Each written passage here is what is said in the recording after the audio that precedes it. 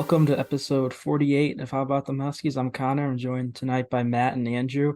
And for the first time in quite a long time, it's been a while because I don't think we did one right after the Big East tournament lost to Marquette. I think we just jumped straight into NCAA tournament previews. This is the first time we're talking about a Huskies loss in probably almost 9 months as UConn went into Allen Fieldhouse at Kansas, lost 69-65. It was a dogfight. Huskies were banged up. No excuses, but it's a tough game overall. We learned a lot about the team. We'll get into the whole breakdown of what happened, who starred. I'm sure obviously you already know. Tristen Newton had 31 points, really carrying the team. But I want to hear your guys' thoughts before we really drop in. Obviously, a tough one with the circumstances, but one we felt like we really could have won. Yeah, it's definitely, it's not, to me at least, this isn't the hardest pill you've had to swallow as a UConn fan. The success we've experienced over the past year has been tremendous. I mean, obviously, you hate to lose games like this. We're in it the whole time against another top five ranked team. But I feel as if, there definitely are positives to take away. The fact that you have an off night and you go into Allen Fieldhouse and you lose by 4 to one of the top teams in the country. That is something to take as a positive. You play them again at a neutral site. You don't really know what happens. I just want to give respect to a lot of the Kansas fans, team, all those guys over there. It wasn't like one of those games we had against Arkansas where it was just terribly toxic. This game felt like there was mutual respect both ways, and I definitely enjoyed that part of it. But you definitely do want to win this one. I mean, yeah, I'm not gonna say I'm happy that we lost because obviously never happy about a loss, but this feels like positive and negative that there were both good things and bad things to take away from this. I mean, Newton, my God, he looks like the best player in the country last night. But also the bad thing, Caravan struggling, Spencer struggling. I know he was hurt, but just little things last night is really what it was. I mean, Diarra getting that ball knocked away off his leg, um, and then not like capitalizing on the terrible pass that Kansas threw, which is honestly when I thought we were going to win the game. And then the main word from last night, free throws. I mean, holy Moses. Like, I'm looking at the thing now, 8 of 15. That can't happen. Kansas, 14 of 20. So 70% against 53%. So that, I mean, the free throws, that was a whole issue, but we're gonna get into the little things a little later. But I'm not necessarily mad that we lost. I'm just more sad than anything because we got punched in the mouth, fought back to be up by 5, and then just got the sucker knockout punch. So I mean, is what it is. I'm not mad or happy. And another thing to take away from this is that at least it was Kansas, our first loss of the season. You see other schools, me and Connor were just talking about, like Kentucky losing to UNC Wilmington today. How does that happen? But overall, it's good to, get this loss. It was going to happen. It's good to have it to Kansas instead of Manhattan. Yeah, you mentioned that. You look at a team like Nova, they're undefeated. They won the battle for Atlantis, undefeated against teams not located in Philly.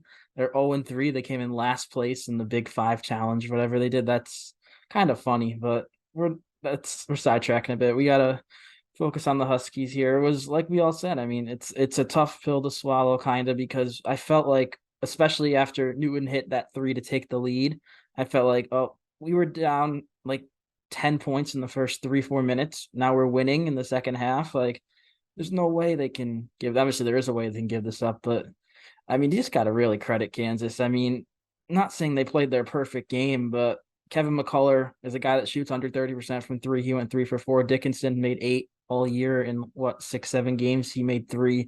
I mean, we mentioned KJ Adams in the preview, not a good free throw shooter. He was 4 for 16. He went 6 for 9 and hit the last 2 to make it a 4-point game and really clinch it. I mean, they really executed. I mean, even guys like Omarco Jackson had 6 points. He's a guy you don't expect to do much. He had a couple of big buckets. I mean, Kansas is a good team. Obviously, they were number 1 for a reason. I mean, it's not a bad loss at all, but obviously, if the Huskies had, you mentioned Andrew Cam Spencer, he got hurt. he got banged up. I think it was even before the first media timeout. He hurt his foot. He aggravated it, and you could tell throughout he was struggling. I mean, he aggravated it 2 or 3 more times. It was right before he took those free throws. He aggravated it again. He missed two of three. I mean, it's a different story if we're fully healthy, and you can just say that about everything, but I feel like that truly is the case here. I mean, yeah, we're not just going to ignore that. We were without our best player. Our third best player was hurt all game. Klingon looked like he got hurt at some point too. So obviously it's going to be a rough game. People are going to get hurt. But at the same time, I mean, those first 10 minutes, we did not look like the Yukon Huskies. I mean, Kansas was not worried at all. That's why everything was falling for them because they were waiting for their shot and they were finding it. They had the crowd on their back. I mean, they were just hitting everything. Everything they put up was going in. I mean, I find the fact that Dickinson made 3 threes just completely ridiculous. But I mean, those first 10 minutes, their defense was suffocating. The crowd was into it. I mean, it's just honestly, there's a reason why only 17 teams have lost in Allen Fieldhouse in the history of the world. I mean, it's the hardest place to play basketball, I think, because I could hear everything through the TV. I mean, every time I saw videos from people at the game. I mean, every time we had the ball, they were just making noise, and it was like nothing they'd ever faced before. I mean, you think the Cintas Center was a hard place to win? Yeah, I invite you to go to Allen Fieldhouse and try to win there because it's so ridiculously hard to win there because they're so passionate about basketball. So that had more of an effect on it than people think, honestly. Yeah, and there was a lot going on with Kansas yesterday. KJ Adams' mother passed away a couple days ago, and the funeral is today. He put up quite a game. That was something really to, behold. That was cool to see, even though the Huskies lost, it was cool to see him, be able to do that the day before his mother's funeral. That's a different kind of tough. So condolences to KJ Adams and, respect to him on the good night. Yeah, definitely. Even though he's not a great shooter, he's a talented guy. He's a perfect guy for Kansas if he's a defensive, I don't want to say monster, but he gets up in your grill defensively. He obviously forced us in some tough looks. The whole Kansas defense, I felt like the first 10 minutes of the game, like you said, we got nothing going on offense. I felt like I didn't look at our rim until only like 3 or 4 times in the first 10 minutes because we're just dribbling at the top, like half court line. Just the suffocating D. They don't really allow space for shooters like Cam or Caravan to break open. It's tough. They're in the Big 12. They're very athletic. You can say they're more athletic than us, I'd say. I mean, DeJuan Harris, he only scored 3 points, but when he hit that 3-pointer early, I was like, is this going to be this type of game? Because like I mentioned in the preview, he scored 23 points in a game and had 19 combined in the other 6. So like, is he going to have another breakout game? But it's just Kansas impressed me more than I thought. I didn't expect them to be this talented defensively. Obviously they are a top 5 KenPom defense, but it's just something we haven't seen in a while defensively. Obviously San Diego State in the title game last year, they were near the top 10 on defense, but nothing close to what Kansas provided. I mean, I'm surprised we were actually in it at the beginning. It was like 3 or 4 straight possessions where we hit threes at the buzzer for the shot clock or close to it. Tristen hit a couple, Solo hit one, Hassan Diarra hit one. That really kept us in the game. We had like 3 straight possessions where we hit threes like after 29.5 seconds went by on the shot clock. That was impressive. It felt like the life was drained out of us, and those possessions really kept us afloat. And I kind of want to do not really a play-by-play of like towards the end, but kind of just what happened. Obviously, we went up. We were up by 4, and then they went on an 11-0 run where they hit 3 threes. They kind of quieted down after their hot start, allowed us to get back in the game. But they, at the end of the day, that environment, McCullough hit one, Johnny Furphy hit one, and Dickinson hit the final one. It was just, I knew there, even though we were only down 7 with 5 minutes or so, you're not overcoming that deficit at Kansas. I mean, I felt like our defense is pretty good on those too. There's that one play we switched to zone and McCullough hit a 3 pretty much at the buzzer. It was a great contest by Diarra. I'm surprised he even got the shot off, but he drilled it. So like I keep on saying, you got to tip your cap to the Jayhawks. They just executed. Bill Self's a great coach. We mentioned 17 losses at home in 21 plus years. It's just a very tough place to play.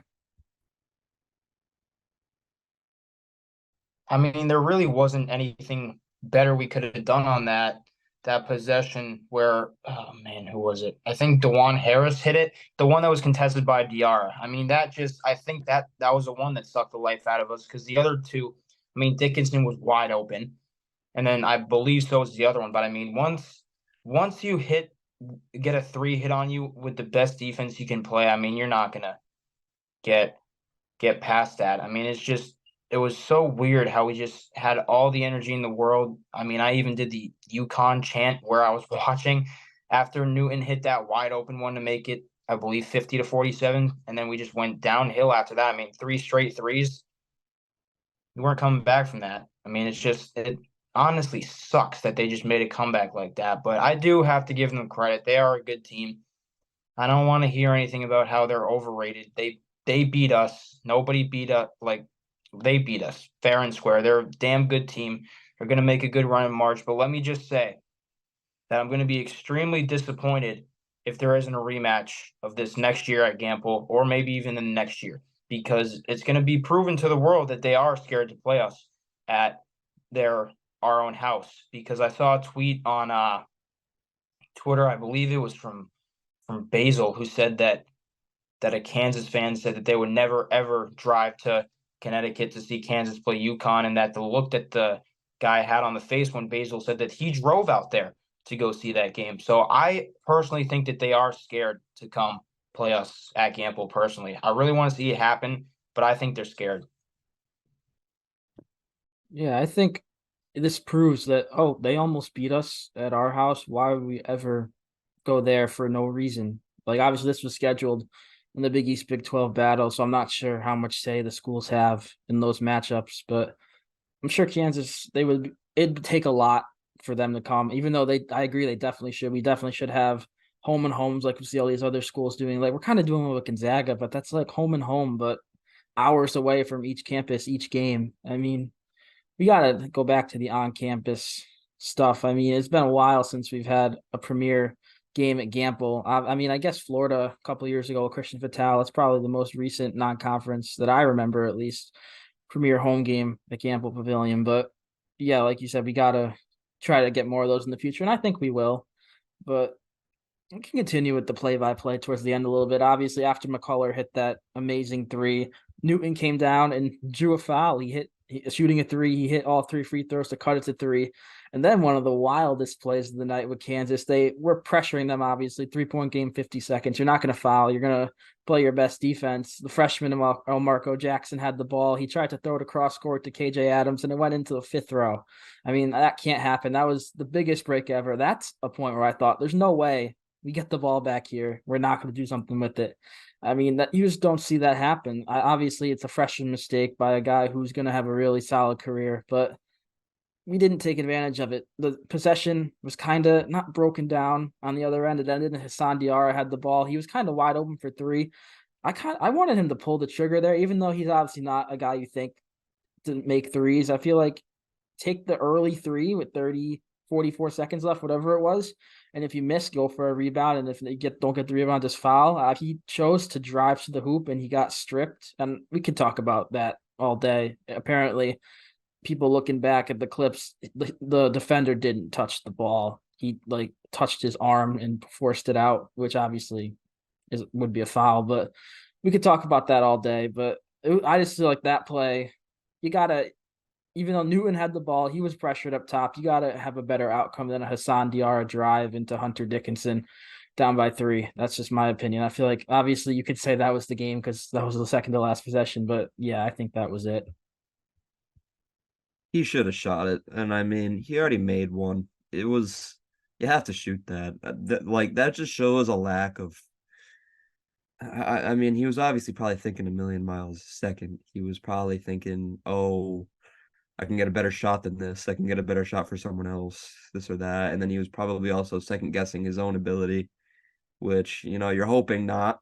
You want your players to be confident and you want him to feel confident, when the game's on the line to shoot it there. I mean, you have to be realistic, but at the same time, you still have to be confident.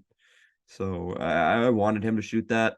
It would honestly, I felt like that was the best shot we were getting in that possession. Yeah, it definitely was. And I mean, they wouldn't have even called the foul if he went up against Dickinson because it's a 7-footer against a 6-footer. I mean, they're not just going to bail him out in a game like that. Like, that was a stupid play to try to draw a foul. And even though it did look like he hit his arm, they're not going to call that either because they can't see it.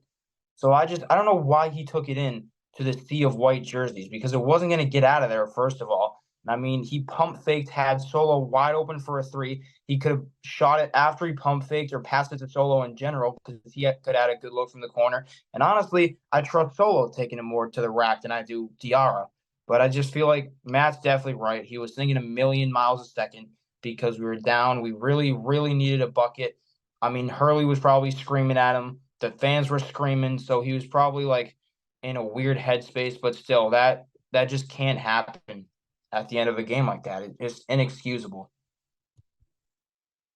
Yeah, and part of it, I feel like we mentioned DR, we mentioned Solo. Ideally, they're not on the court with 30 seconds left. Obviously, Castle would be out there. Caravan had fouled out. He'd be out there over those two guys, which not saying I don't have trust in DR or Solo ball in the corner, but it's just a tough situation we were put in. Diarra played great. He's been playing great all year. He's really taken a step up as a true sixth man. I mean, last year he didn't crack the rotation in the Final Four title game. And this year he's arguably one of our most important pieces, if not the most important piece off the bench. But continuing the play-by-play, obviously, so the ball went off Diarra, like we said. Luckily, they inbounded the ball. We allowed them to pass it to KJ Adams, who we mentioned the awful free throw shooter. He went 1 for 2, so it's a 4-point game with 30 seconds left or so. Newton just drives down, takes the uncontested layup. Kansas isn't gonna really guard that. No reason to risk fouling an and one. So it's back to a 2-point game, and so we play the foul game. Foul DeJuan Harris, the point guard. He misses both free throws, so now it's a 2-point game with 16 seconds left, and we got really one look. Newton has the ball. He's double at the top. He's running like an off-ball screen. Cam gets wide open on the right wing. He's short. He was short all night. He's banged up with his feet. He has no lift. He was short on the open three for the win. You can debate why'd he take a three down by 2 all day. I personally feel like we were making our threes. We were getting nothing inside. I'd rather do what we've been doing best all game, and that's take a three. And it was a great look by our best shooter. Obviously, the situation it didn't work out, but I'm fine with Cam taking that shot. If we redid that play, I'd be fine with him taking that shot. You could say, why didn't Newton take the shot? Newton was being doubled at the top of the key. He's hit some circus shots, but I'd rather him find the open man there, which he did, just didn't execute. I mean, a non-hurt Cam Spencer makes that shot. I mean, that shot's drawn up for one person and one person only, and it's him. So I really that was the look. It wasn't going to be anything else. He wasn't going to go to Kling inside because he would have just immediately gotten doubled. Newton was doubled too. He wasn't going to go for Caravan because God knows where the heck he was. Fouled out. That's what he was. So it was Johnson in there or DR, one of the two. And it wasn't going to go to either of them. So Spencer was the option. It was a perfect look. And like Connor said, he didn't have any legs. He aggravated both feet.